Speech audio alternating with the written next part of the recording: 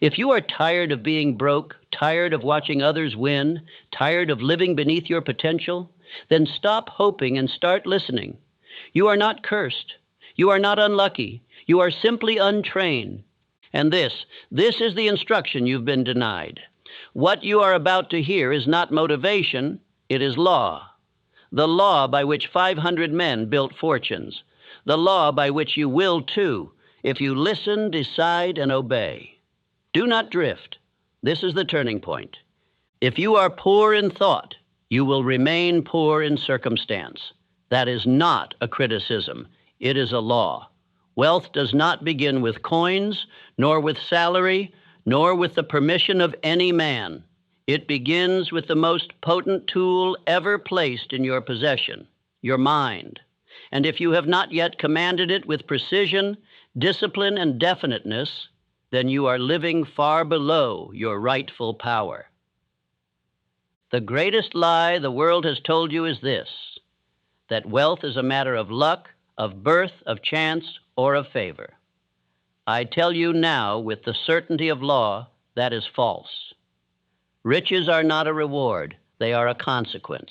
They are the natural outgrowth of obedience to specific principles, all of which can be learned, understood, practiced, and applied by any man of sound body and willing mind.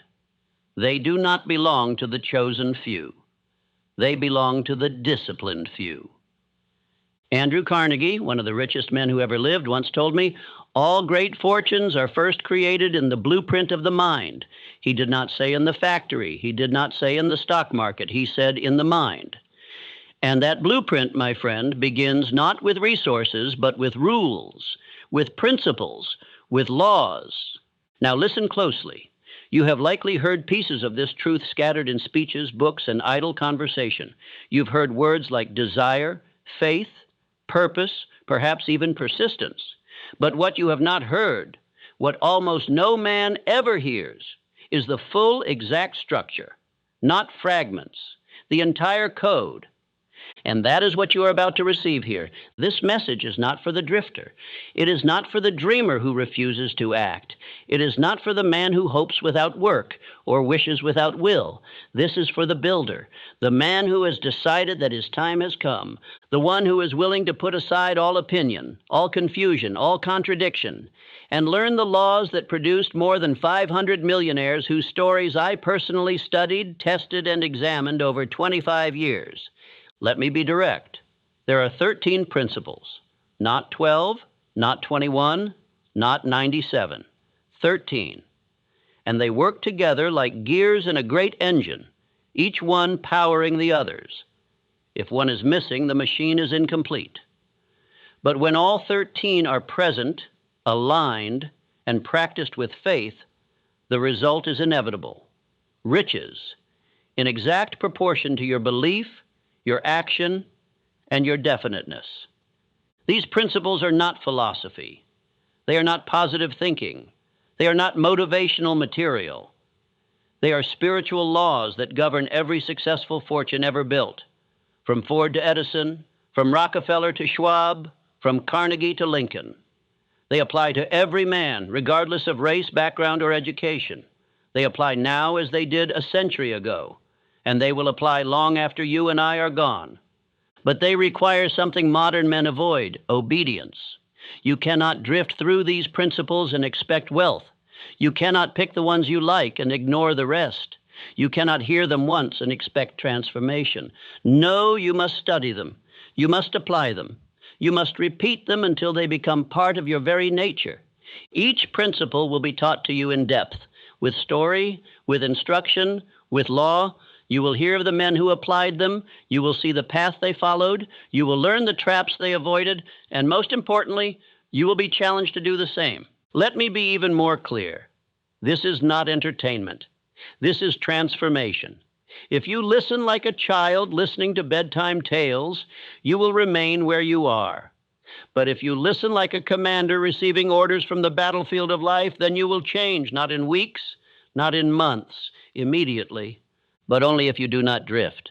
The drifter listens with half an ear, makes no decision, speaks in vague terms, and acts when he feels ready. He waits for signs, for agreement, for comfort, and because of this he receives nothing. The definite man listens with fire. He writes down what he hears. He speaks aloud what he believes. He acts with speed. He holds his aim so vividly that nothing can distract him. And because of this, he receives everything. Now I ask you, which one will you be? I do not speak to your circumstances. I do not care if you are in debt, unemployed, doubted, or defeated. That is irrelevant, because if your mind can be rebuilt, then your world must follow, and your mind will be rebuilt if you walk through these 13 laws with obedience, with discipline, and with absolute belief. Let us now make a declaration.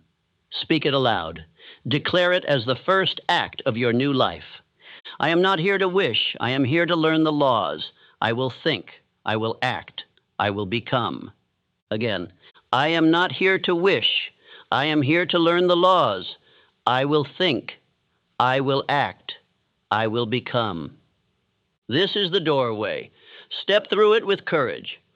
What lies beyond is the structure of wealth, the fortune already inside you, waiting to be demanded. All achievement, all progress, all wealth, whether of the spirit or of the purse, begins with one invisible element: desire. Not a wish, not a daydream, not a vague hope that passes with the next disappointment, but a desire so white-hot that it dominates the mind, consumes the heart, and sets the entire soul ablaze with pursuit. Weak desires bring weak results, for they are easily broken. But burning desire, unshakable, unquestioning, unstoppable, is the seed of every fortune. Let me speak to you plainly. If you are not yet rich, it is not because life has denied you. It is because you have not yet demanded. And the world, like a mighty servant, does not respond to polite asking. It responds only to definite, burning demand backed by decision, persistence, and action. I give you now the story of Edwin C. Barnes, not as inspiration, but as blueprint. This man, poor in pocket, rich in desire, made up his mind that he would become the business partner of Thomas Edison. Not a servant, not a clerk, not an employee, a partner. That is the size of his desire. He had no money to buy a train ticket. He hitched rides. He arrived in rags. But when he entered Edison's laboratory and made his declaration, it was not his clothing that Edison saw, it was his fire, and that fire could not be ignored. Barnes did not achieve his goal in a day. It took years. He swept floors. He waited. He watched. But his desire did not fade. It intensified. And when the opportunity came, when Edison needed a man to sell a new invention, Barnes stepped forward. He was not the only one qualified, but he was the only one obsessed. And that obsession became his fortune.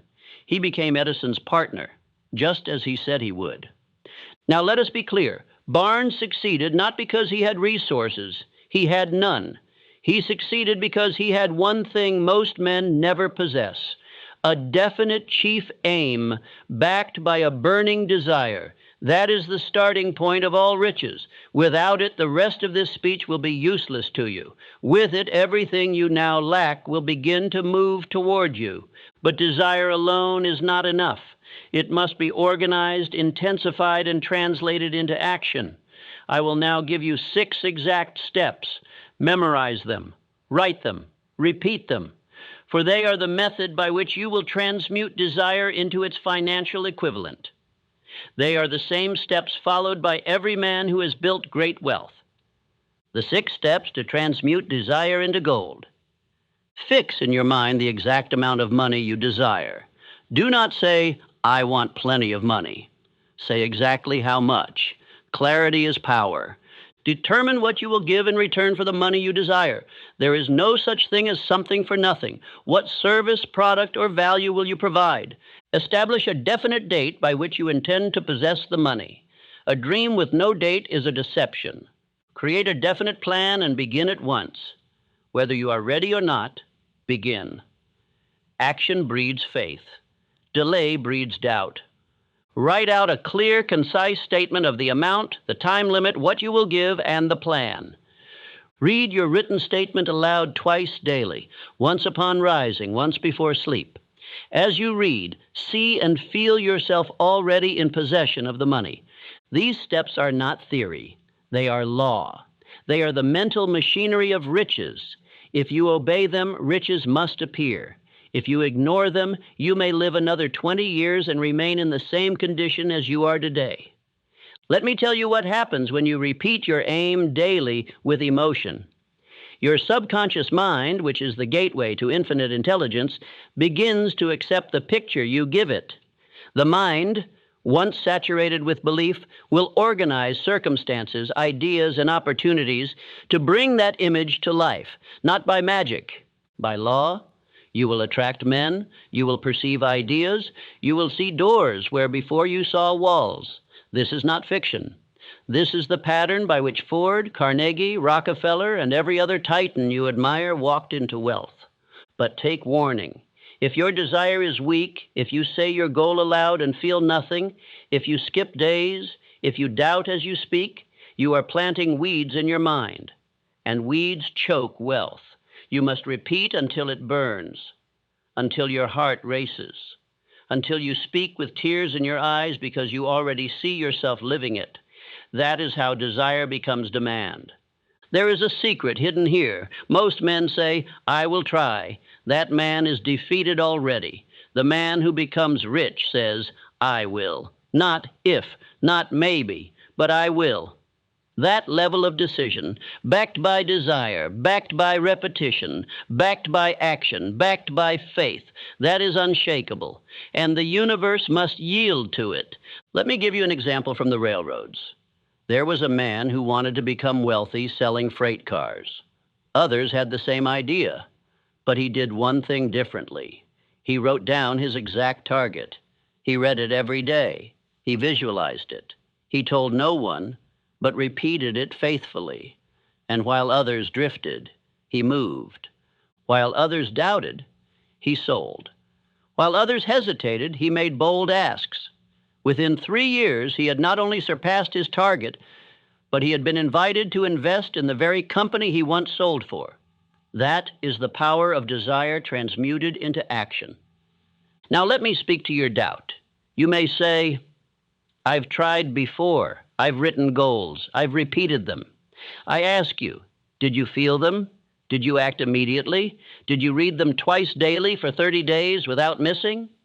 Did you burn all other bridges like Barnes did? If not, you have not truly desired. You have merely entertained a thought. Desire must rule your calendar, rule your language, rule your thoughts. It must become so definite that every other thought, every lesser aim, withers in comparison. And if you are willing to speak your desire with full faith daily and move toward it with boldness, then I say again with certainty, it must be yours. Let us now return to the steps. Do not wait another hour. Write them now. Speak them aloud. And as you do, let the old version of you, hesitant, vague, uncertain, be burned behind you. You are no longer dabbling. You are demanding. Say this now aloud. Let your voice shake if it must. Let your heart race if it will. But say it like a man who is done playing small. I demand riches of life with definite purpose. I burn all bridges behind me. I desire and I obey that desire with action. Repeat it. I demand riches of life with definite purpose. I burn all bridges behind me. I desire and I obey that desire with action. Now write, then act.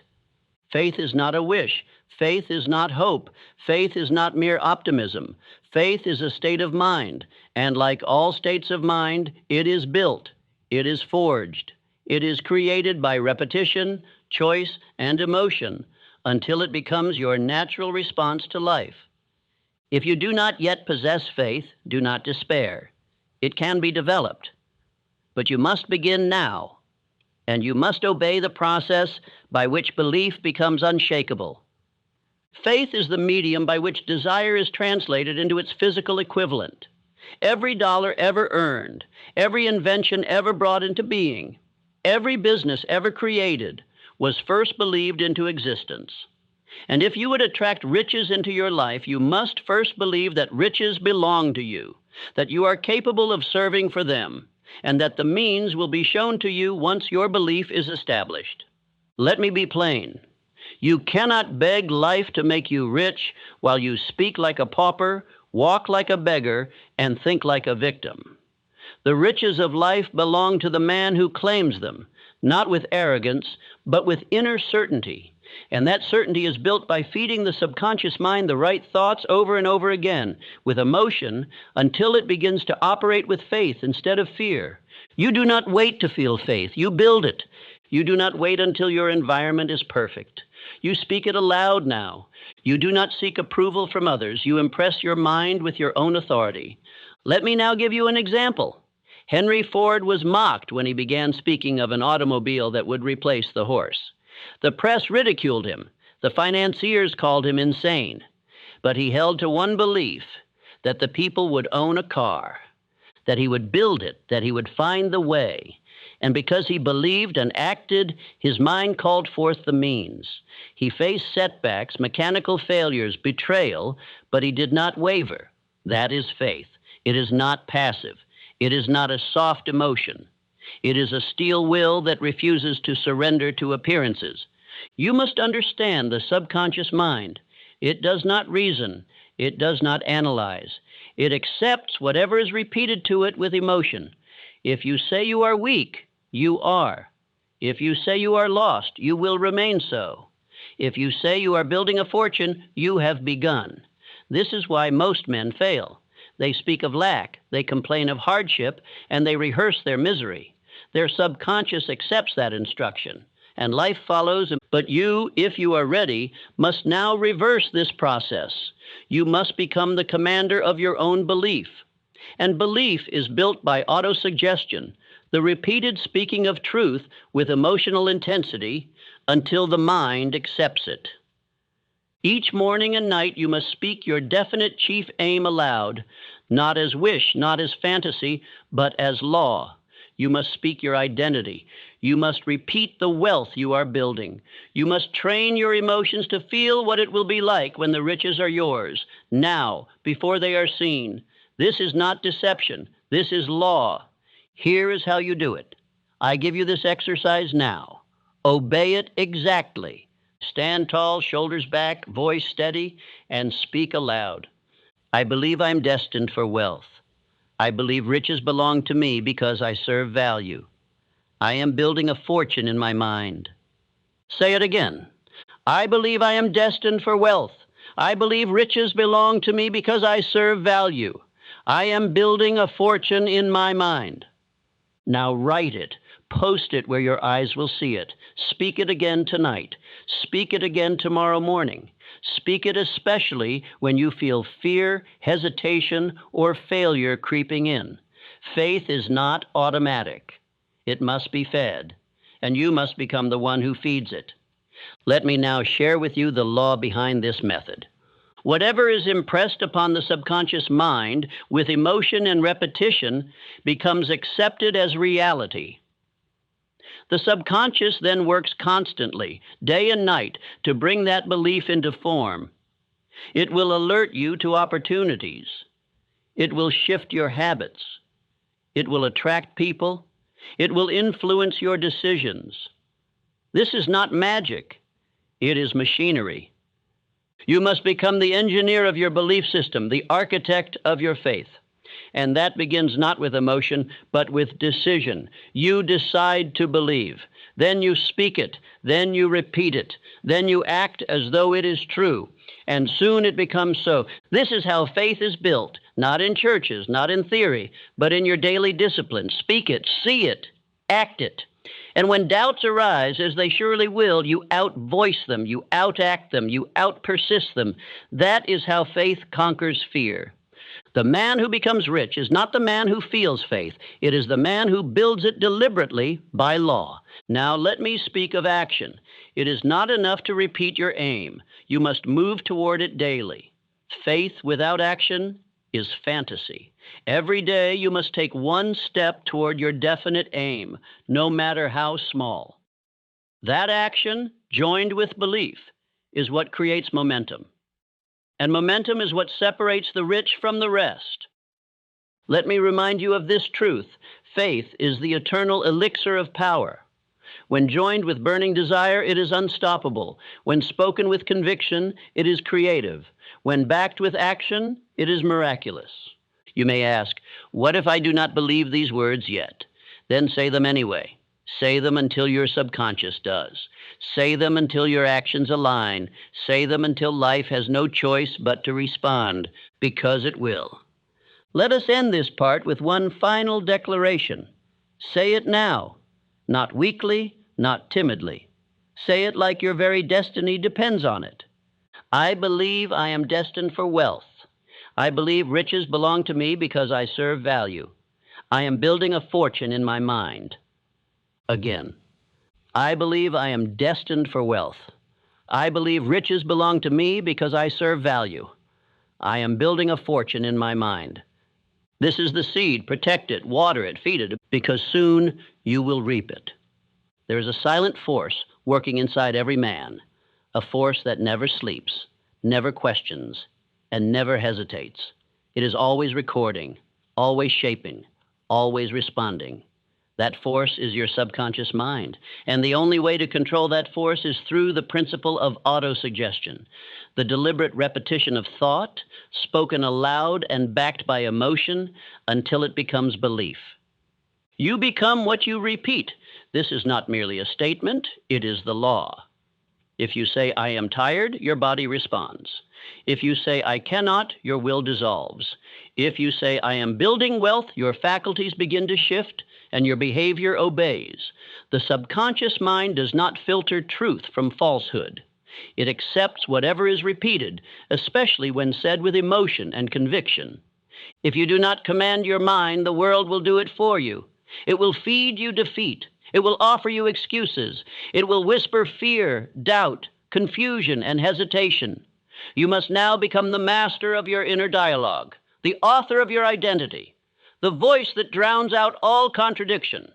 This is the purpose of autosuggestion, to install truth deliberately, to implant desire deeply, to train your inner voice until it obeys your vision instead of your circumstances. Let me be direct. Every man who fails at building wealth fails at controlling his own suggestion. He allows the opinions of others, the troubles of the day, and the moods of the moment to dictate his inner speech. And by repeating these lesser ideas, he becomes a lesser man. But you, if you will discipline your speech, can rewire your entire emotional structure. Not with force, not with willpower, but with consistency. Morning and night are your golden hours. Before the noise of the world enters, before doubt can creep in, before sleep carries your last thoughts into the night. These are the two moments you must seize with absolute purpose. You must speak your definite chief aim aloud. You must do so with emotion, not as a recital, not as a chore, but as the declaration of a builder claiming his design. Stand up when you speak it, look yourself in the mirror, breathe deeply, and speak like a man who has already received it. Not, I will be rich someday. Number say, I am building wealth now. I am creating value. I see riches flowing to me because I serve with clarity and confidence.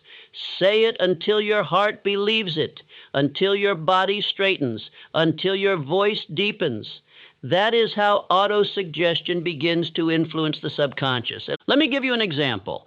A salesman I once worked with had never broken past mediocrity, not because he lacked skill, but because he feared rejection. Each morning he told himself, I'm not good at this. Each evening he would say, they won't buy from me. He did not realize he was training his mind to fail. Once he understood this law, I told him, for the next 30 days, speak this every morning and night. I am the greatest salesman in this city. My clients are drawn to my belief. I sell because I serve. He laughed at first, but he obeyed. He said it in his car. He said it before appointments. He said it even when it felt false. And slowly, his voice changed. His manner changed. His posture changed. And within weeks, his numbers changed. Not because the market changed, not because the world changed, but because his belief changed. This is the power you now hold. And if you think the affirmations in these speeches sound similar, you are correct. That is by design. Repetition is the mother of mastery, and repeated thought becomes habitual thought. If you say something once, the subconscious does not move, but if you say it 100 times with feeling, it becomes part of you. Let me speak to your pride. Some of you may resist this process. You may say, I feel silly speaking to myself aloud. Then I say to you, how silly is it to live in failure while the code to freedom sits unspoken in your throat? The greatest men in history, Carnegie, Edison, Rockefeller, Ford, spoke their aims aloud daily, not once, not sometimes, daily. You must now create your ritual. Morning, wake, speak your aim, say your affirmation. Night, before bed, repeat the same. Do this for 30 days. Do not miss. Do not waver. Do not question the results before the seed has taken root. Speak, believe, then act. Let us now speak together. Say this with me aloud. Do not whisper. Speak with power. My thoughts are under control. My mouth speaks only what I want to experience. I repeat wealth, and wealth repeats me. Again, my thoughts are under control. My mouth speaks only what I want to experience. I repeat wealth, and wealth repeats me. Let it sink in. Let it rise up in you. Let it become your new rhythm. And when the old thoughts come, the doubt, the fear, the shame, you will answer them not with emotion, but with suggestion. You will speak what you believe until you believe what you speak. This is how riches are built invisibly before they are seen externally. A man is not made wealthy by coins. He is made wealthy by belief, made permanent through repetition. And so I leave you with one last reminder. The man who masters autosuggestion becomes the architect of his destiny. The man who neglects it becomes the servant of whatever noise surrounds him. Which one will you be? If knowledge were power, every librarian would be a millionaire, but knowledge by itself is not power. Only specialized knowledge, applied with purpose, becomes power that pays. You may read 1,000 books, quote 1,000 authors, and still die broke, unless you learn to convert that knowledge into definite, organized, and persistent service. Most men are taught to worship education in its general form, but general knowledge produces general results. It fills the mind with facts, but fails to direct the hand toward fortune. Wealth does not respond to the man who knows everything about everything. It responds to the man who knows one thing exceptionally well and knows how to trade that knowledge for riches through organized effort. I must say this plainly. Specialized knowledge plus imagination plus organized planning equals wealth. That is the true equation. And it is your responsibility to master it, not in theory, but in practice. Consider John D. Rockefeller, not a man who memorized encyclopedias, but a man who understood the movement of oil, the structure of distribution, and the timing of markets. He hired men who knew more than he did in chemistry and shipping and finance, but it was he who applied their knowledge through a single, definite purpose. That is what made him wealthy. So I ask you now, what problem do you solve? What human need can you address with your skill, your insight, your training? For whom do you solve it? And how often can you repeat this solution with speed, with precision, with value? If you do not yet know, your first assignment is to find out. Because wealth comes not to the man who is merely educated, but to the man who knows where his knowledge applies, how it serves, and how to organize others around it. Let me give you the formula. Take this down. Let it not be forgotten. 5 steps to turn specialized knowledge into power that pays. Identify the problem you are most capable of solving. Not every problem, one that real men and women experience daily. Study that problem deliberately. Read with purpose. Interview others in the field. Observe what works. Organize what you learn. Develop a service, product, or strategy to solve it. Simplicity is key. Let it be repeatable. Let it be needed. Let it be valuable. Deliver that solution with excellence. Whether as employee, entrepreneur, partner, or leader, do not dabble. Dominate that lane. Scale through planning and assistance. No great fortune was built alone. Create systems. Involve others. Multiply your reach. You do not need to know everything, but you must know something so well that people are willing to pay you, promote you, or partner with you. This is what separates the man of wealth from the man of wishes. One builds a fortress of focused ability. The other wanders the fields of vague curiosity. Let me speak to your habits now. Some of you read without purpose. You study like a man gathering wood but never lighting fire. That must end today. From now on, every book, every article, every conversation must serve your aim. Say aloud before you open a book, I read to earn, I study to apply, I learn to serve with power. Because the man who reads with no purpose weakens his attention. But the man who reads with a definite objective sharpens his mind into a blade. And wealth is earned not by the dull, but by the deliberate. Now you may say, but I don't know what specialized knowledge to pursue. Then I tell you this, begin where you are. What skill do you have? What knowledge do you already possess? What do others come to you for? What topic quickens your spirit? That is your starting point.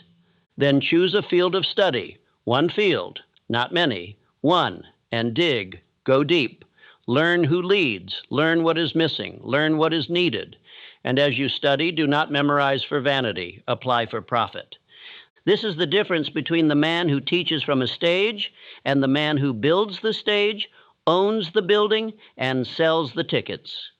One gathers facts, the other gathers fortunes. And if you cannot learn from books, then learn from people. Find men who are already solving the problem you wish to solve. Ask questions, observe, serve under them if necessary. Wealth has no pride. It bows to humility in the short term, that it may rise in mastery later. Let me give you a further example. A young man came to me once and said, I have no education. I am not wealthy. I don't know where to begin. I said, what problem do people pay to have solved in your neighborhood? And he said, many struggle with repairs and construction. I said, then learn every principle of building, blueprint reading, electrical framing codes. Become the best informed man in that domain. He obeyed. In 2 years, he owned a crew. In 5, he managed developments. In 10, he was a millionaire, not because he studied everything, but because he studied something deeply and applied it repeatedly. Now it is your turn. Do not wait for motivation. Create a curriculum. Read 1 hour per day on your subject. Write notes. Apply what you learned that very week. Begin with 1 client, 1 product, 1 offer, and build. Say this now. I do not study to impress. I study to earn. My knowledge solves problems. My mind builds wealth. Say it again. I do not study to impress. I study to earn. My knowledge solves problems. My mind builds wealth. If you obey this principle, you will never again fear recession, never again fear dismissal, never again fear being replaced, because the man who possesses specialized knowledge, backed by purpose, organized planning, and persistent action, becomes irreplaceable. Remember, the world pays for solutions, not degrees, for clarity, not confusion, for applied power, not gathered trivia. Now go gather the right knowledge and apply it. Riches do not begin in the bank. They begin in the workshop of the mind, in the realm of imagination, where all wealth is first sketched, rehearsed, and built in blueprint form. The man who neglects this faculty lives only by reaction, but the man who trains it becomes a creator, a builder of fortunes that others only dream of. Imagination is not fantasy. It is not daydreaming. It is not the idle wandering of a distracted mind. Imagination is the discipline of mental construction. It is the act of seeing with clarity what does not yet exist and holding to that vision until life obeys. Every great fortune began in a mind that dared to imagine boldly. The steel empire of Andrew Carnegie, the electric light of Thomas Edison, the Model T of Henry Ford, all of them were born in creative vision before they were ever molded by hands. Let us take Edison as our proof. Before his incandescent lamp lit the world, it existed only in his thoughts. 10,000 times he failed, not because he lacked tools, but because the image in his mind was not yet made real. But each failure refined his vision. Each setback clarified the design. And because he persisted in imagination, he succeeded in reality. The world rewards the man who builds before he sees. I tell you plainly, if you do not take time daily to imagine with purpose, you are walking blind. A drifting man is simply a man with no mental picture of where he is going. He moves with effort but no vision, and no enterprise, no wealth, no dominion can be built that way. So I now issue a command to your inner builder. Each day, sit in stillness, not for many hours, 15 minutes, 20 at most. Sit and see the business you are building, the offer you are perfecting, the home you are earning, the future you are forming. Walk the rooms of your enterprise. Feel the desks, the walls, the contracts, the partnerships. Smell the scent of success. Hear the sounds of value being exchanged. Experience it with all your senses in detail, because the subconscious does not know the difference between imagined success and reality. If you give it the blueprint, it will begin construction. And when you return from that mental workshop, you will move with a different energy. You will walk with confidence because you have seen what others have not. You will speak with clarity because you are no longer guessing. You are building what you have already witnessed.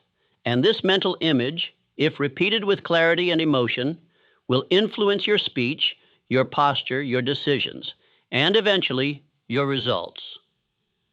Understand this: the mind is either a place of rehearsal or regret. If you fill it with fear, it will rehearse failure. But if you fill it with vision, it will begin to construct the steps to bring that vision into form. Now, there are two kinds of imagination: synthetic and creative. Synthetic imagination combines old ideas in new ways. This is how most products, systems, and businesses are created, by joining what already exists in a form that has not yet been seen. Creative imagination, on the other hand, is the channel through which infinite intelligence speaks. It gives you ideas from the unknown. You cannot force it, but you can make yourself ready for it by discipline, silence, and expectation. Both are necessary. Both must be cultivated, and both must serve a definite chief aim. For imagination without aim is noise, but imagination with aim is blueprint. Now I ask you, what do you see when you close your eyes? Is it your past, your doubts, or is it the future you are building? If it is not the latter, then you must now install a new image, because the mind does not remain empty. It will be filled with something, and only the deliberate builder controls what that something is. Here is your exercise. Each morning after speaking your definite aim, close your eyes. Breathe deeply. Picture the success you are building in vivid detail, not in vague terms, in exact structure. See the number, see the letter, see the handshake. Walk through the business you are building as if it already exists. Say aloud, I see myself building. I walk the rooms of my idea. I feel the fortune forming. Again, I see myself building. I walk the rooms of my idea. I feel the fortune forming. Then rise and take one act that brings that vision closer to reality. Let me now give you an example. A man I once mentored imagined a school for trade workers, something that did not yet exist in his town. Each day he pictured the classrooms, the chalkboards, the curriculum, the handshake with the mayor. He could not afford it. He had no partners. But his vision was clear. He wrote his aim. He repeated it daily. He spoke as if it already was. Within 1 year, he had a small building. Within 3, he had students. Within 10, he had multiple locations. His wealth followed his vision, not the other way around. If you cannot see wealth, you will never hold it. But if you see it daily, speak it constantly, and build toward it repeatedly, the world must eventually yield. This is not superstition, this is law. You may ask, what if I imagine wrongly? Then I say, better a clear wrong vision that can be corrected than no vision at all.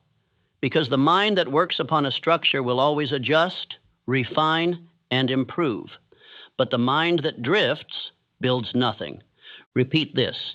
I do not drift. I do not wait. I imagine. I see.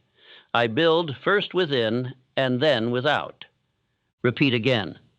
I do not drift. I do not wait. I imagine. I see. I build first within and then without. That is your creed now. In the next part, you will learn how to organize the knowledge, people, and plans that imagination provides.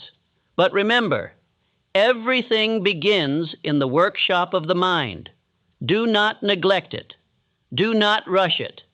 Do not treat it lightly. The man who imagines with discipline becomes the man who constructs with power. Desire alone does not build fortune. Faith alone does not build empire. Thought alone does not produce gold. These are essential, but they are only the foundation. The structure of success, the bridge from invisible to visible, is built by organized planning. Without a plan, your dreams remain air. Without action, your beliefs collapse under pressure. The man who hopes for riches yet plans nothing is a beggar dressed as a dreamer. But the man who desires, believes, and then organizes his steps with precision, that is the man whom riches obey. Let me make it plain. Every successful man you admire is a master of planning. Whether he built factories, sold steel, wrote books, invented machines, or governed nations, he did not rise by accident. He rose by blueprint. He rose by calculated effort. He rose by written, measured, and adjusted plans. Take Charles M. Schwab, one of the greatest industrial leaders this world has known. He was not merely intelligent, he was decisive. He was not simply bold, he was organized. He knew how to put men in place, ideas in motion, and time to profitable use. He moved quickly, not because he rushed, but because he had clarity of plan. So I ask you, what is your plan? Not your dream, not your wish, not your vague hope for more money someday, but your actual detailed written plan for building your fortune. If you do not have one, then stop everything else until you do. Because the man who moves without plan moves without direction, and no ship reaches its destination by drifting. You must now become the captain of your enterprise, and a captain requires a chart. Here is your instruction. Begin this week by crafting your plan in writing, not in your head, on paper. If you cannot put it in words, you cannot put it into action. And if you cannot act, you cannot succeed. What should your plan include? Let me give it to you step by step. The 7 elements of a sound plan. Definite purpose. What exactly do you want? Not vaguely, not emotionally, precisely. Be specific. Specific timeline. By when must it be achieved? Dates remove delay. Necessary knowledge. What specialized knowledge do you still lack? Where will you get it? Who has it? Required resources. What tools, skills, capital, and assistance are needed? Daily action steps. What will you do each day without exception to move toward your goal? Alliances. Who will you enlist, employ, or partner with? Success never walks alone. Flexibility for adjustment. What is your review schedule? Weekly? Monthly? No plan is perfect from the start. Adjust or perish. Once this plan is written, speak it aloud. Yes, speak your plan like a general giving orders. Let your voice hear your vision. Let your mind respond to your command.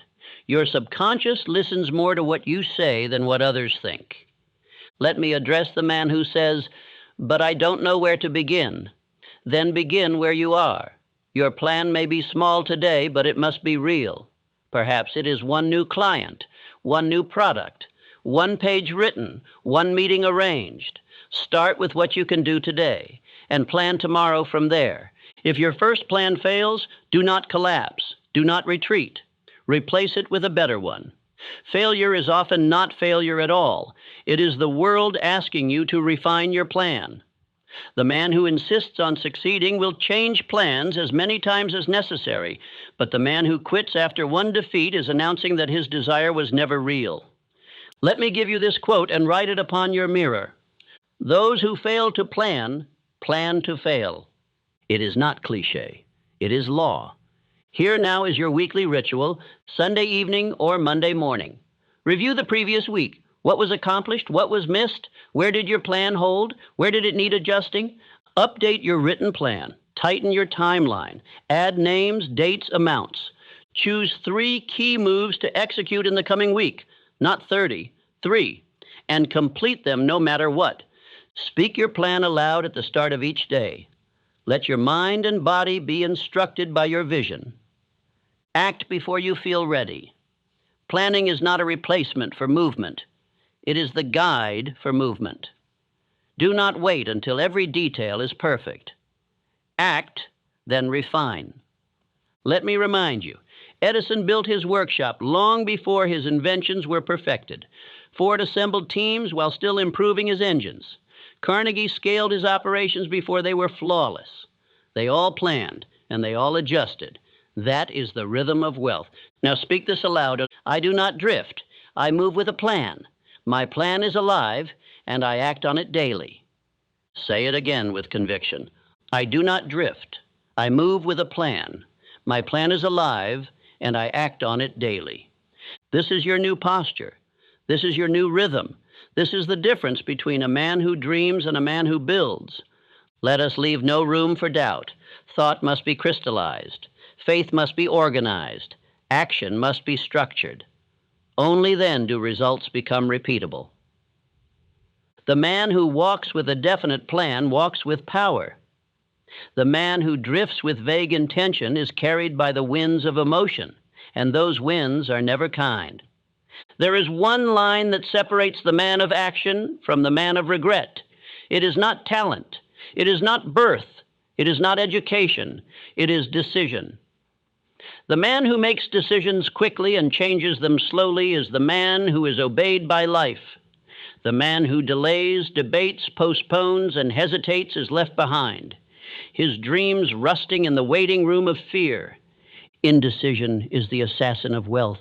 It has no blood on its hands because it kills in silence. No gunfire, no battle cry, just the slow death of opportunity passing by the man who never stood up and declared, "This is mine."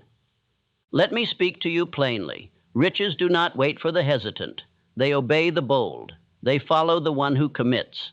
They rush to meet the man who decides and does not look back. Take, for example, Napoleon Bonaparte.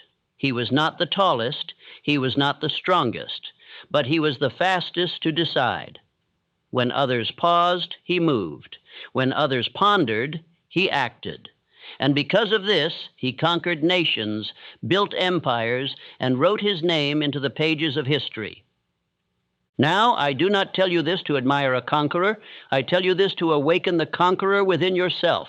You too are waging a war, not with armies, but with delay, with comfort, with doubt, with the deadly voice of maybe later. Every fortune, every empire, every business, every destiny has a date of decision, a moment when a man draws a line in the sand and says, "No more waiting, no more wishing, no more wondering. I decide and I act." This is what I now ask of you. Make a decision, not tomorrow, not when it's easy. Now decide what you want. Decide when you will have it. Decide what you will give in exchange. And then bind yourself to that decision as if your life depends on it, because it does. You say, "But what if I'm wrong?" Then be wrong boldly. The man who moves even in error will still learn, grow, and rise. But the man who waits to be perfect never begins.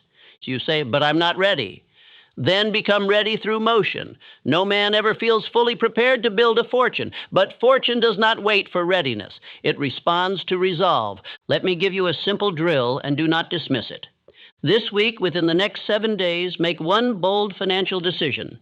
It could be to start your business, to call that client, to register that domain, to ask for that sale, to hire that help, to write that proposal, anything that moves the needle. Do not overthink it. Choose it and do it. Because action is the antidote to fear. Every time you act, you train your subconscious that you are not a slave to hesitation. You train yourself into greatness. You begin to install the identity of a decisive man. Let me remind you, Andrew Carnegie did not wait to have all the money before he began construction. He began, and the money followed. Edison did not wait for perfect plans. He began experimenting, and the clarity came. Henry Ford did not wait for public approval. He decided that the world needed affordable cars, and history obeyed his decision. So why do you wait? Why do you hesitate? Could it be that you are still asking for permission to succeed? Then hear me now. You need no permission. Decide now. Decide fiercely. Decide with finality. Say aloud, I act, I decide, I commit, I rise by obedience to my own will. Again, louder. I act, I decide, I commit, I rise by obedience to my own will. There's a transformation that takes place in the moment of real decision. Your voice changes, your back straightens, your doubts vanish, not because the path is easier, but because you have chosen to walk it. Now I must warn you, the moment you decide, resistance will appear. The world will test your seriousness. Delay will disguise itself as logic. Friends will question your plan. Fear will whisper again, ignore it. This is not the time for public opinion. This is not the season for committee votes. This is the hour of the one-man declaration. You have wasted enough time. You have waited enough seasons. You already know what to do. Now you must simply do it. Let me offer you this parting thought. The man who fails to decide lives a life that was decided for him by others. But the man who decides, who acts, builds a life in his own image. This is the power of decision, and this, if obeyed, is the day that everything begins to change. Success does not come to the cleverest man. It does not come to the man of the highest talent or greatest inheritance. It comes to the man who refuses to quit. Persistence is the iron will that crushes every form of opposition, swallows every defeat, and marches forward when all others have sat down. It is not emotional. It is not flashy. It is not loud, but it is unbeatable. Let me say it plainly. No man is ever defeated until he quits in his own mind. And most men do not fail because they lack opportunity. They fail because they stop digging just before the gold. Let us recall a true story. There was once a man named R.U. Darby who heard of gold in the hills of Colorado. He raised funds, purchased equipment, and after weeks of digging, struck a rich vein. He had found it, but after extracting only a few carloads of ore, the vein disappeared. He and his uncle kept drilling, but nothing. Discouraged, they gave up and sold the machinery to a junk dealer. That junk dealer, however, consulted a mining engineer who studied the fault lines and determined that the vein had merely shifted. 3 feet, that's all. He drilled 3 feet from where Darby had stopped and struck millions. Understand the lesson. Darby quit 3 feet from gold. He had the tools, he had the dream, he had the plan, but he lacked the one thing that could have made all the difference: persistence. I must now ask you, where have you stopped digging? What idea did you abandon because results did not arrive fast enough? Where have you allowed emotion to interrupt obedience? Let us be clear. Persistence is not luck, it is built. It is not the domain of the naturally disciplined. It is a muscle that any man may forge. And I now give you the 4 steps to build persistence. 1. A definite purpose backed by burning desire. If your desire is weak, your persistence will be weaker. Fire is the fuel. Review your definite chief aim every morning and night. If your aim does not excite you, change it. But once chosen, commit without escape.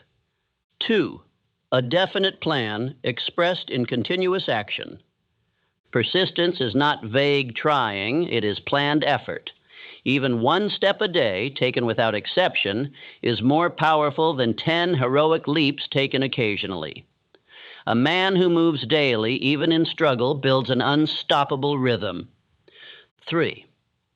A mind closed, tightly against all negative influence. You must become immune to discouragement. You must silence the doubter's voice. Whether it comes from without or within, you must say, "That is not my voice. I move forward." Persistence cannot breathe in the atmosphere of complaint. 4. A friendly alliance with one or more persons who encourage you to follow through. This is your mastermind. You need not a crowd, but you do need at least one man or woman who holds you to your decision. Let them speak your plan back to you. Let them demand action when you delay. These are the 4 pillars. Master them, and you will not be easily stopped. Now I give you a weekly drill. At the end of each week, sit quietly and ask, did I act every day this week? Where did I hesitate? What obstacles resisted me? And did I push back or surrender? Never let 2 days pass without action. 1 may be forgiven, but 2 becomes habit, and habit becomes identity. You are not a man who gives up. You are not a man who explains delay. You are a man of continuity, a man of follow-through, a man who has decided and now demands results. Let me remind you, Henry Ford did not become a titan because his engines worked on the first try. He became great because he kept building them when no one believed they would work. Edison did not succeed because of quick success, but because of 10,000 failures that never made him quit. These men were not gods. They were persistent men.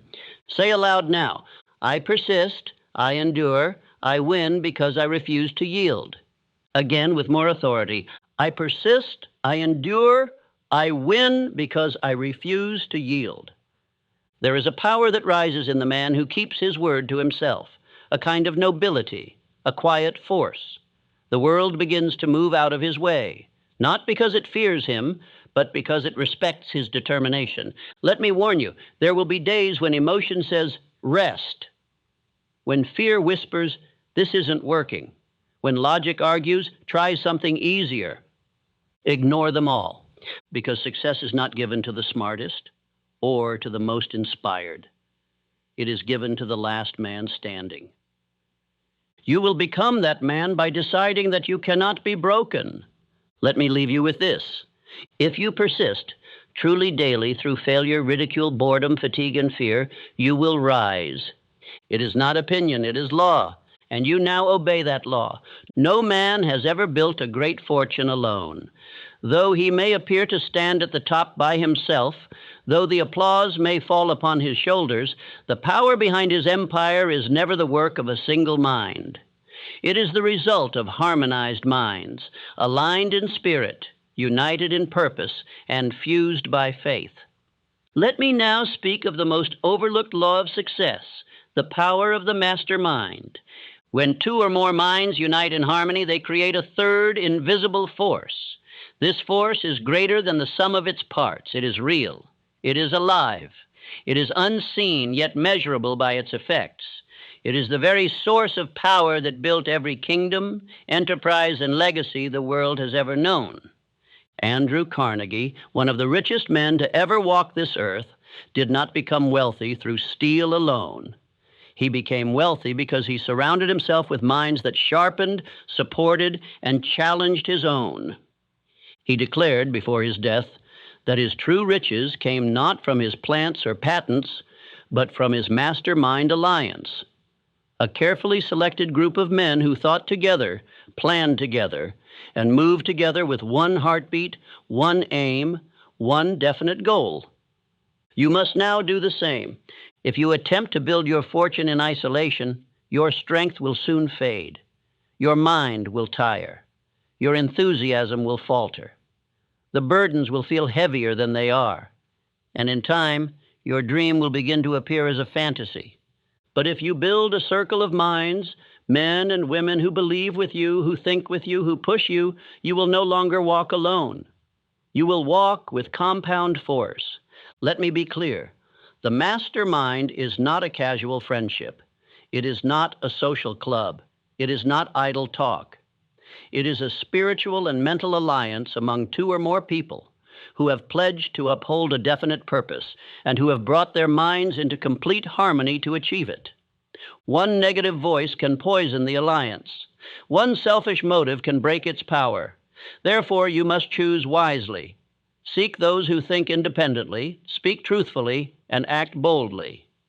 Let no weak-willed soul into your inner circle, for their doubt is contagious, and their aimlessness will pull you off course.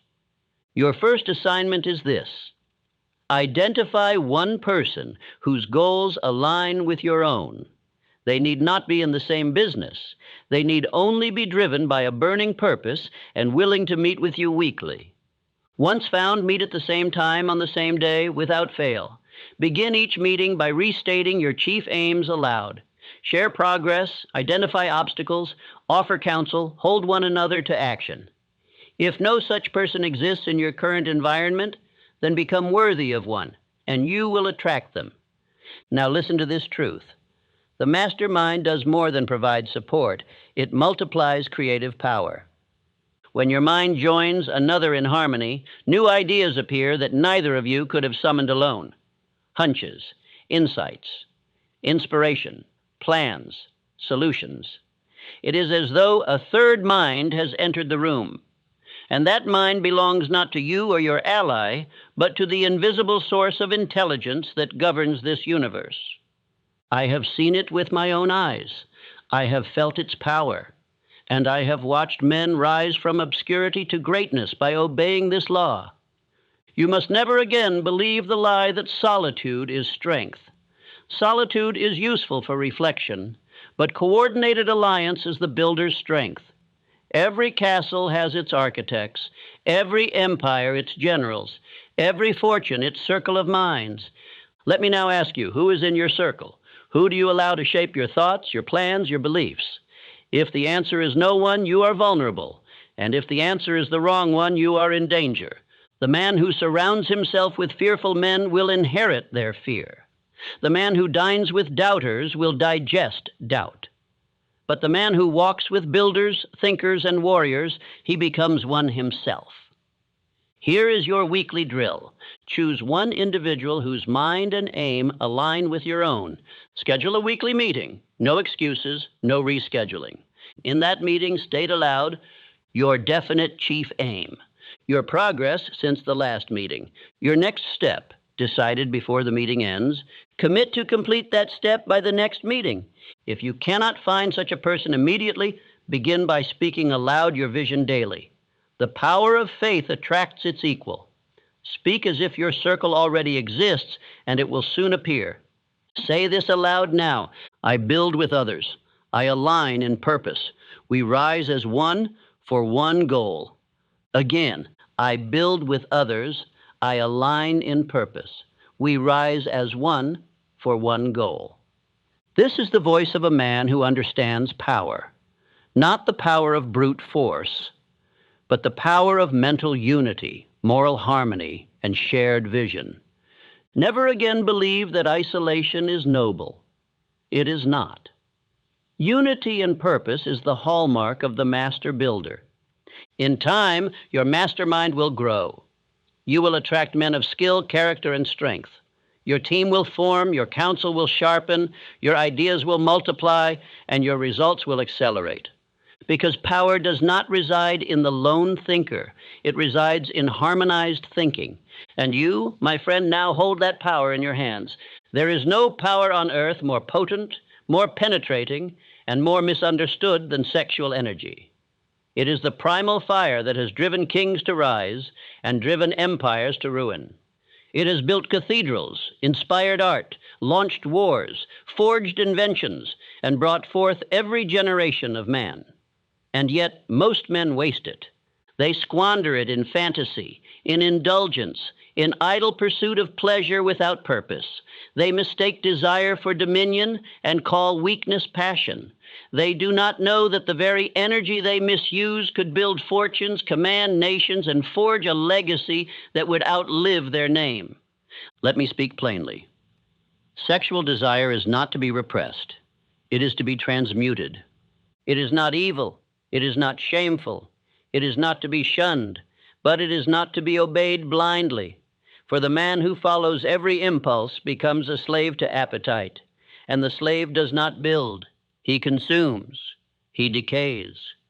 But the man who masters this energy, who lifts it from the physical and redirects it into enterprise, art, invention, leadership, speech, and service, becomes indestructible. He becomes what the world calls genius. But it is no mystery. It is simply self-governed fire. Let me give you an example. Leonardo da Vinci, one of the most gifted minds in history, was known not for indulgence, but for focus. He lived with restraint. He worked with obsession. And he produced not only art, but blueprints for machines that would not be built for centuries. Why? Because he redirected the primal into the purposeful. So I now say to you, when the impulse rises, rise higher. Do not obey it. Do not fear it. Do not suppress it. Redirect it. You feel the pulse, then write, then build, then plan, then serve, then move your body, then speak your vision aloud. You feel the fire, then forge it into form. The same energy that tempts you to indulge can be the very fuel that drives your greatness. You were not given desire to destroy you. You were given desire to awaken you. Understand this truth. Sex transmutation is the act of transforming this vital life force into achievement. It is not a denial of self. It is the elevation of self. It is the highest form of discipline. And with it, you may outlast every weaker man. Now, let us be honest. This world does not teach restraint. It promotes indulgence. It glorifies lust. It praises the man who chases everything but builds nothing. But that man is not your model. That man is not your future. That man is a warning, not an example. You must now install a new code. Your desire is not your master. Your thoughts are not your jailer. Your body is not your God. You are the director of your life. So when temptation comes, you do not run from it. You do not feed it. You harness it. You rise, you create, you command. And let me make this instruction clear. Every time the impulse appears, be it in thought, in image, or in body, you must act with purpose. Move your attention. Move your feet. Move your plan forward. Pick up your work. Speak your definite chief aim aloud. Write your goal. Build your system. Serve someone else. Redirect the flow. The more you do this, the more your subconscious will associate desire with production. And eventually it will no longer beg for relief. It will beg for expression through achievement. That is when you become powerful. That is when you build not from fatigue, but from fire. That is when you are no longer a man of mere will, but a man of purpose on fire. Say this aloud now. I control my fire. I use my energy. I am a builder of legacy. Again, with strength, I control my fire. I use my energy. I am a builder of legacy. You will not live like common men. You will not stumble at the call of appetite. You will rise. You will master. You will channel your highest energy into your highest work. And the world will look at you and say, he is unstoppable.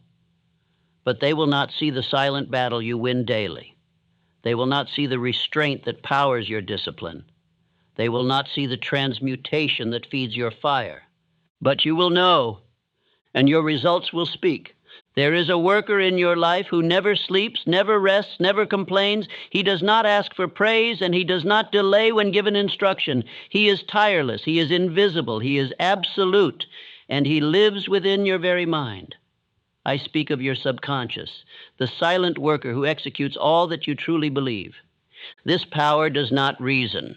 It does not debate. It does not laugh, nor does it warn. It simply obeys. It is the medium between you and infinite intelligence. It is the unseen machinery that takes your spoken command and begins moving unseen forces to bring it to pass. It does not care if what you speak is good or evil, bold or fearful, wise or foolish. It builds the world you affirm, no more, no less. Let me now make this clear. You are already using this power every day, every hour. The only question is, what are you programming into it? If you speak of lack, of doubt, of failure, your subconscious will say, so be it, and it will bring you proof. If you speak of fear, of fatigue, of defeat, your subconscious will quietly align your habits to match your declaration. You will not even notice it happening, but you will feel it. You will live it.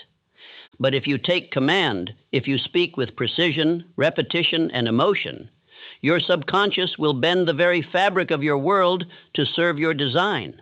This is no fable. This is law. Let me now tell you how to command your subconscious mind. Each morning before the world speaks to you, speak your definite chief aim aloud. Say it with conviction. Say it as if it were already done. Do not whisper. Do not doubt. Declare it. This is your instruction to the silent worker. Then, in the evening, as your body rests and your conscious guard falls asleep, feed your mind one final image. Your aim accomplished. See it. Feel it. Stand inside it.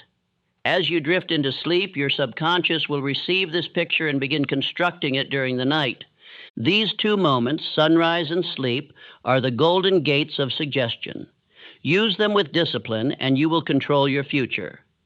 Now understand this.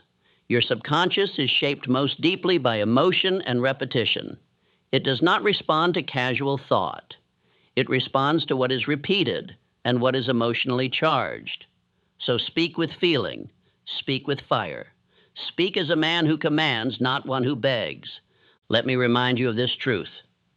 Your subconscious mind is your connection to infinite intelligence. The greatest poets, inventors, leaders, and builders in history did not create from logic alone. They received insights, hunches, flashes of genius from the subconscious. Edison, Lincoln, Carnegie, Ford, they all obeyed its promptings. And you shall do the same. But you must make it your servant, not your master. You must feed it law, not confusion. You must guard its gate from complaint, gossip, fear, and idle chatter.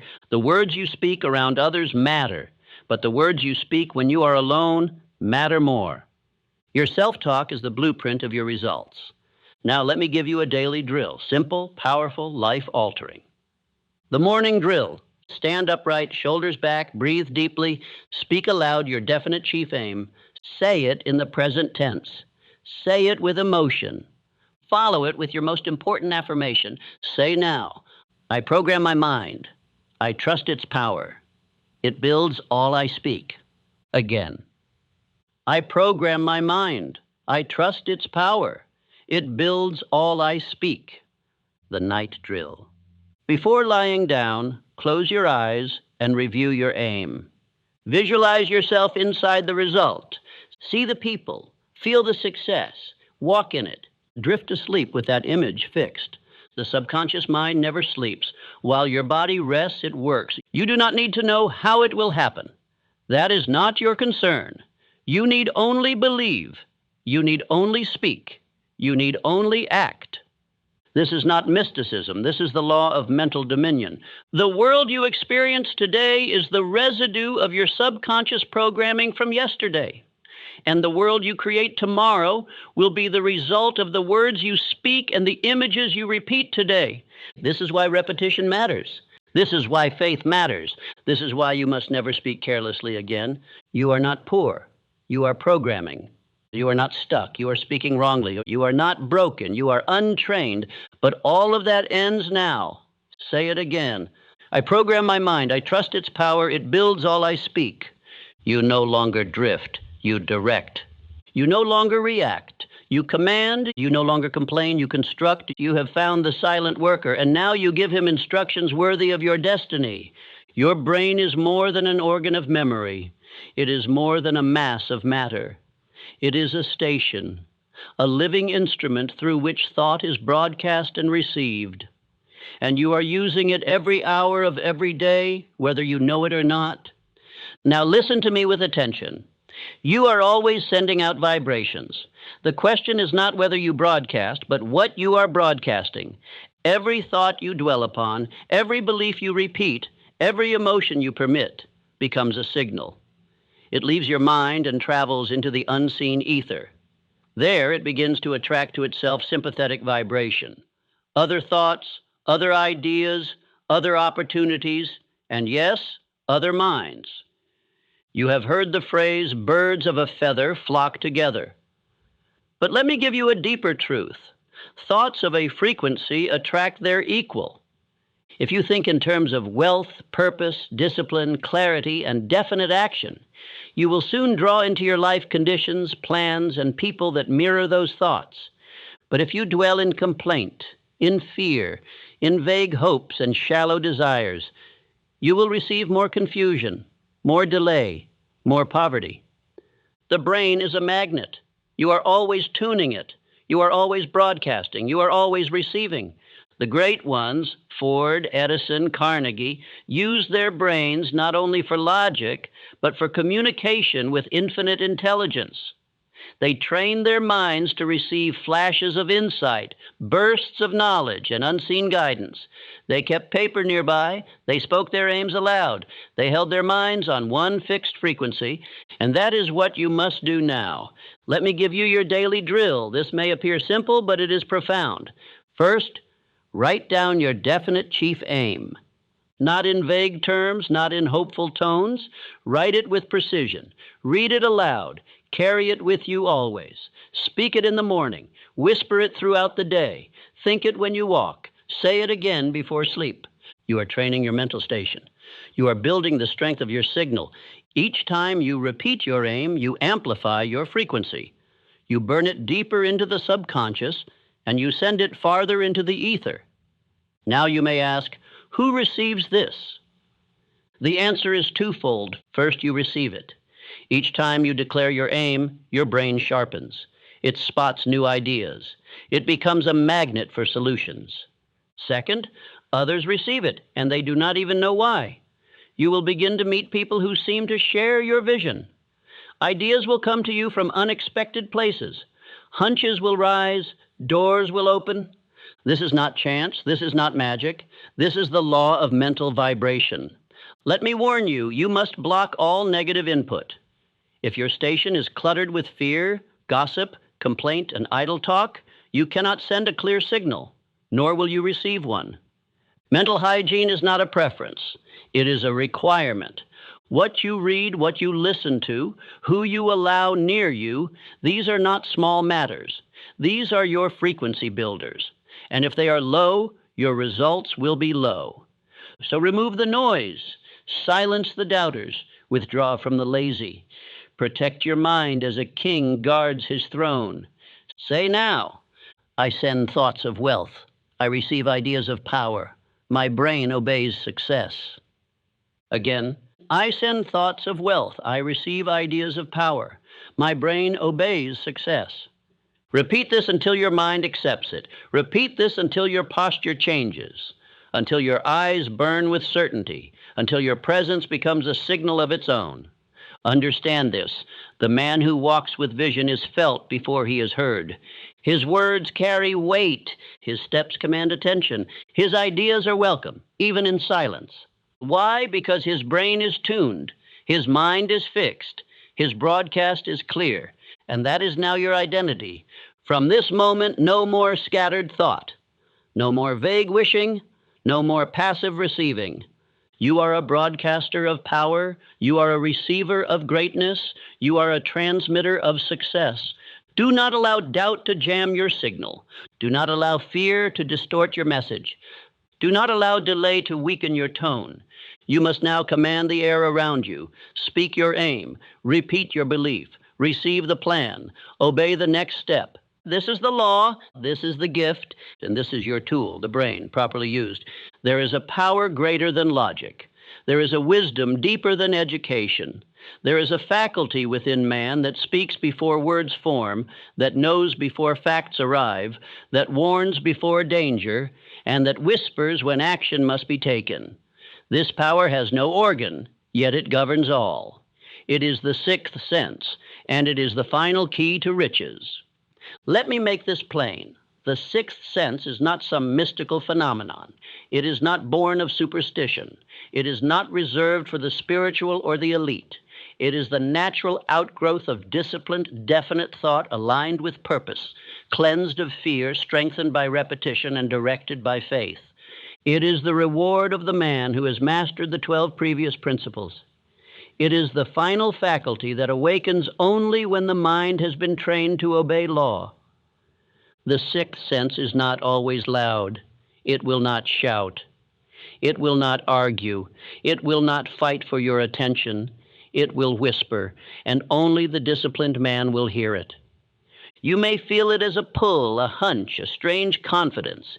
It may arrive as an idea while walking, a sentence before sleep, a prompting in silence, or an image while working.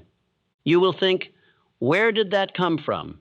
And the answer is, from the deeper part of your mind, connected to infinite intelligence. Carnegie often trusted his gut before he trusted his counselors. He trained his mind with such intensity, clear aim, definite planning, daily repetition, that the sixth sense became a reliable voice in his business decisions. Edison would walk in his garden for hours, hands behind his back, thinking in silence. His associates reported that the best ideas came after these moments of stillness, not from data, but from insight. These men did not guess. They trusted the knowing that came from within, and they acted. You must do the same, but first you must clear the noise. A man cannot hear the sixth sense when he is ruled by emotion, overwhelmed by noise, or clouded by indecision. Therefore, if you wish to activate this faculty, you must think clearly. Review your aim daily. Keep it sharp.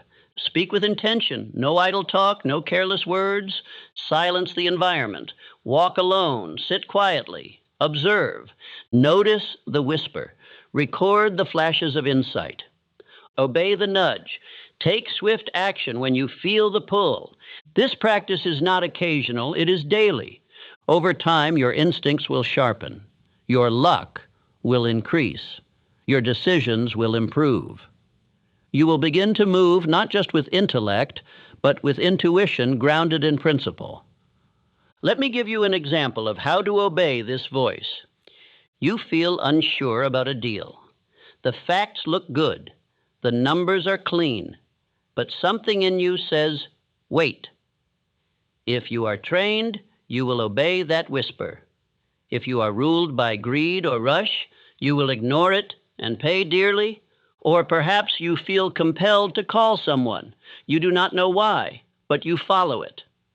That conversation opens a new opportunity you could never have planned. This is not chance. This is alignment with infinite intelligence. Say this aloud. I trust my knowing. I act on insight. I obey the voice of success. Again, I trust my knowing. I act on insight. I obey the voice of success. Do not treat this as myth. Treat it as law. As you master the previous 12 principles, desire, faith, autosuggestion, specialized knowledge, imagination, organized planning, decision, persistence, the master mind, sex transmutation, the subconscious, and the brain, you become a man whose mind is so trained that the sixth sense awakens naturally. It will not come to the lazy, it will not come to the fearful, it will not come to the drifter, it comes to the builder, the believer, the bold. And once it comes, never ignore it. Write down your insights. Keep a journal. Act swiftly. Reflect later. You are not alone in this world. You are connected to a power far beyond your understanding, and that power speaks through your spirit, your heart, your conscience, your intuition, your very mind. But it only speaks clearly when your life is in order. So now I give you this final instruction. Build your life so that the sixth sense has room to speak. Silence the world. Tune your brain. Obey the laws. And then listen. You will become the man who sees before others guess. You will act while others hesitate. You will move while others debate. You will create, command, and conquer by invisible guidance. This is not fantasy. This is not philosophy. This is what the great ones have always done. Now it is your turn. Say once more. I trust my knowing. I act on insight. I obey the voice of success. There is no enemy more persistent, more invisible, more widespread, and more destructive to success than fear. It is the silent killer of ambition. It is the subtle thief of faith. It whispers at the door of the mind until the man who would be great becomes a servant to hesitation. Fear is not a warning. It is a jailer. It locks the door from the inside. And if you allow it to govern your thoughts, it will make a beggar of you, regardless of how much you learn, how hard you work, or how loudly you dream. Fear cannot create. It can only destroy. It never builds. It only dismantles. And there are 6 forms, 6 invisible ghosts, that haunt every man who has not decided to destroy them. The first is the fear of poverty. This is the most dominant fear in the modern mind. It speaks in hesitation. It shows itself in the man who will not invest in his own vision, who is afraid to speak boldly, afraid to take risks, afraid to act. The man who fears poverty lives small. He plays safe. He calls it wisdom, but it is cowardice. He does not command money. He is enslaved by it. Poverty is not just the absence of money. It is the presence of fear around money. The man who will be wealthy must kill this fear first. He must say, I am not here to survive. I am here to serve, to create, to demand of life what I need. Riches flee from the man who fears losing them. The second is the fear of criticism. This fear keeps men silent when they should speak, idle when they should act, hidden when they should lead. It is rooted in the desire to be liked, to be approved, to avoid judgment. But listen to me. No man who has ever achieved greatness was approved in the beginning. Lincoln was mocked. Ford was ridiculed. Edison was laughed at. Every creator is first seen as a fool until his work makes him a genius. The fear of criticism is the chain that keeps your mind bound to mediocrity. You must burn it. The opinions of the crowd are not worthy of your obedience. Think for yourself. Speak for yourself. Walk in your own lane. The rich man is rarely the one who was popular in the beginning, but he is the one who persisted in the face of every opinion. The third is the fear of ill health. This is the fear that magnifies every ache, every weakness, every passing fatigue into paralysis. It keeps men obsessed with the body while they starve the mind. It makes a man a hypochondriac of the soul, always preparing for collapse, never building the strength to rise. Health is important, but obsession with sickness is fear disguised as caution. It leads to worry, and worry is the forerunner of failure. Discipline your mind to think of strength. Speak of vitality. Expect vigor. Command your body as you would a servant. And above all, do not give fear of sickness the power to create it. What the mind expects, the body begins to feel. This is law. The fourth is the fear of loss of love. It is the jealous man, the insecure man, the clinging man who ruins his own connection to love.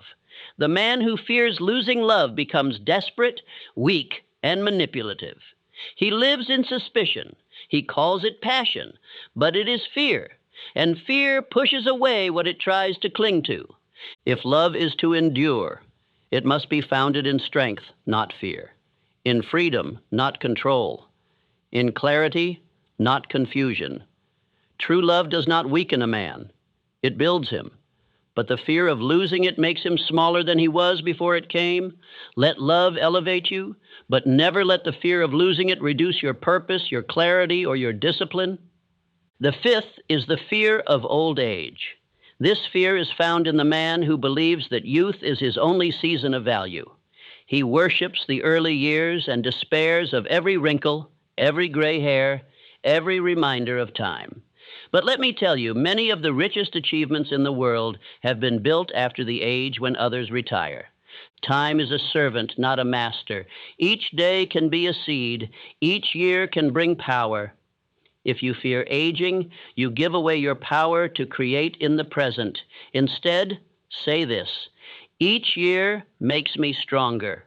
Each day I become more definite. I was not meant to fade.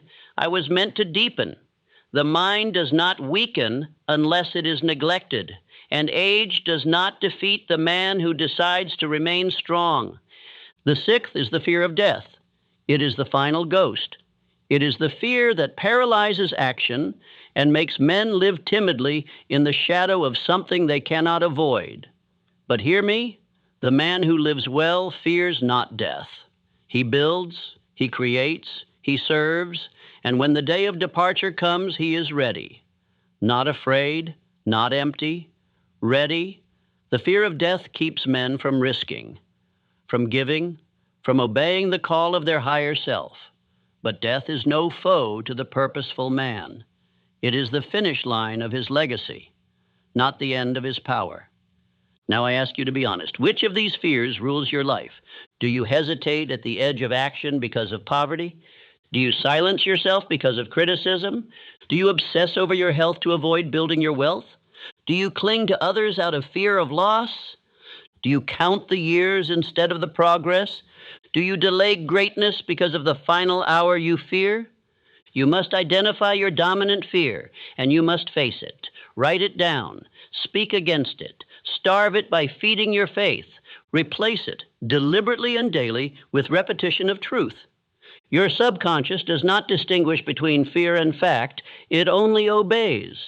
So you must feed it only what strengthens. When fear whispers, speak louder. When doubt rises, act stronger. When anxiety visits, declare your aim aloud. This is your drill.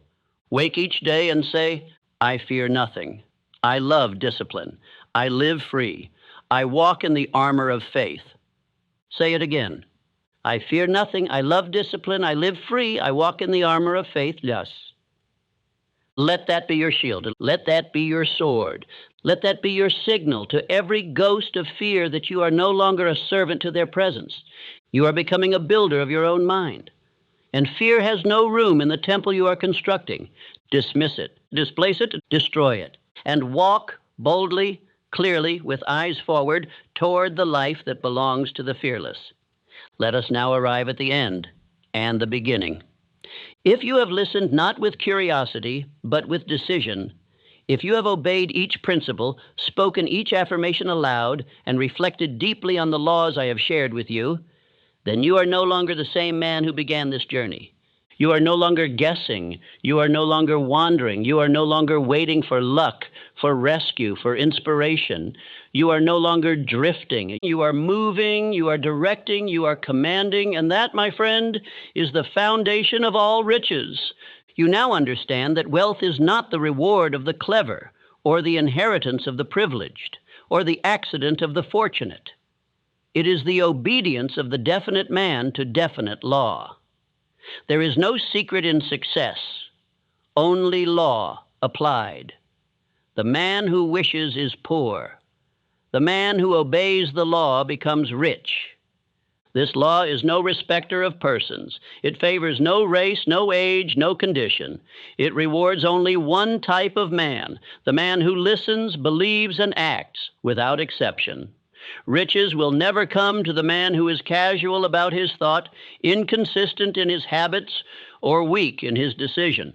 They may flirt with him, they may dance near his door, but they will never move in until he has made up his mind that they belong to him.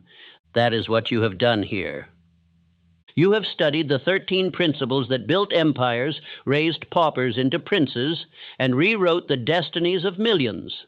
You have seen how desire ignites, how faith sustains, how autosuggestion instructs, and how imagination creates. You have learned that knowledge must be specialized, plans must be written, decisions must be firm, and persistence must be ruthless. You now know that you must not walk alone, but with a mastermind. That emotion is power, not weakness, when transmuted into creative force. That the subconscious mind obeys your dominant thoughts, and that your brain is a transmitter of wealth or poverty, depending on what you feed it. That there is a sixth sense, a divine whisper, waiting to speak when your mind is tuned, your body is calm, and your spirit is surrendered to purpose. You have looked your fears in the face. You have named them. You have refused them. And you have replaced them with discipline, faith, and definite purpose. So I say to you now, this is your moment, not a moment of excitement, but of direction, not a moment of emotional hype, but of mental mastery, not a moment to feel inspired, but a moment to be trained. There is no turning back for you. For a man who has heard truth cannot return to sleep. He cannot pretend he is powerless. He cannot speak the language of the victim. He has been summoned to dominion. And if he refuses it, the world will turn colder, harder, and more bitter for him, for he has betrayed what he now knows. But you will not betray it. You will rise daily and read your definite chief aim. You will speak it aloud with fire in your voice. You will repeat the affirmations, not once, but hundreds of times, until your subconscious surrenders. You will take action, even when unsure. You will persist, even when tired. You will decide, even when afraid. You will obey these laws, and the law will reward you. This is not theory. This is eternal order. The same law that holds the planets in place and turns the tides governs the mind of man. When you think clearly, speak with power, plan with precision, and act with boldness, you align with that order, and life itself begins to conspire in your favor. You may lose money, but you will never again lose purpose. You may be ridiculed, but you will never again be ruled by the crowd. You may face failure, but you will never again be defeated by it. You may walk alone, but you will never again walk in confusion. You are becoming the kind of man that riches seek out, not the man who begs for them. You are building yourself by design, not by chance. Now I leave you with this final declaration. Do not whisper it, roar it. Let it burn through your chest and brand itself on your soul. I am no longer hoping. I am no longer drifting. I am no longer weak. I am no longer lost. I am the master of my mind. I am the builder of my fortune. I am the keeper of the law, and the law delivers to me the riches I demand. Repeat that now. Repeat it again tonight. Repeat it again tomorrow morning. Repeat it until your entire being obeys it. Repeat it until your thoughts, your habits, your posture, your friends, your home, your work, and your world match the identity you have claimed. Then and only then will you know what it means to live as one who was not born to suffer, not born to chase, not born to beg, but born to become